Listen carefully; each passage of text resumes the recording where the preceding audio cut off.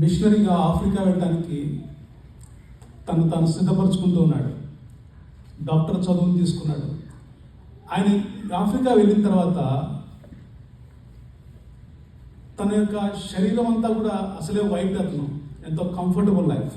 Africa వెళ్ళిన తర్వాత దోమలు కొట్టడం ప్రారంభించినాయి. తన యొక్క శరీరం యొక్క కలర్ అంతా మాడిపోయింది, ట్యాన్ అయిపోయింది, తన ఒక అట్ట ముక్కలాగా అయిపోయింది తన శరీరం అంతా కూడా. తన భార్యను కూడా తీసుకెళ్ళాడు, కానీ తను ఉండలేక వెనక్కి వచ్చేసింది. అయితే కొన్ని రోజుల తర్వాత ఆయన తిరిగి స్కాట్లాండ్ వెళ్తే ఆయన ఎవరు గుర్తుపట్టలేదు. ఈయన చూసి చాలా టైం పట్టింది ఇతను లివింగ్స్టన్ గారిని, డేవిడ్ లివింగ్స్టన్ అని గుర్తుపట్టడానికి. అయితే ఆయన అనుకున్నారు ఇన్ని శ్రమల గురించి వచ్చాడు కదా, ఇక్కడే ఉండిపోతాడు అనుకున్నారు. కానీ ఆయన మళ్ళీ తిరిగి వెళ్ళి పరిచయం చేయడం ప్రారంభించాడు. ఒక నడుస్తూ ఉంటే అడవుల్లో నుంచి ఒక గుంటలో కాలు పడింది.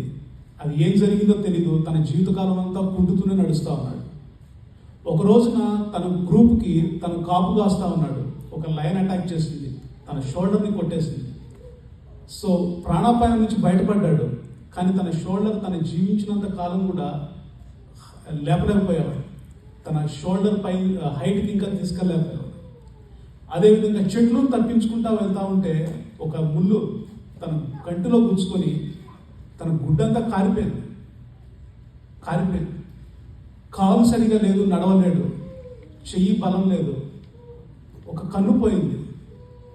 ఆయన చివర చనిపోయిన దృశ్యం ఏంటంటే ఒక రాయి మీద తన కింద మోకాళ్ళు వేసి రాయి మీద చేతులుంచి ప్రార్థన చేస్తూ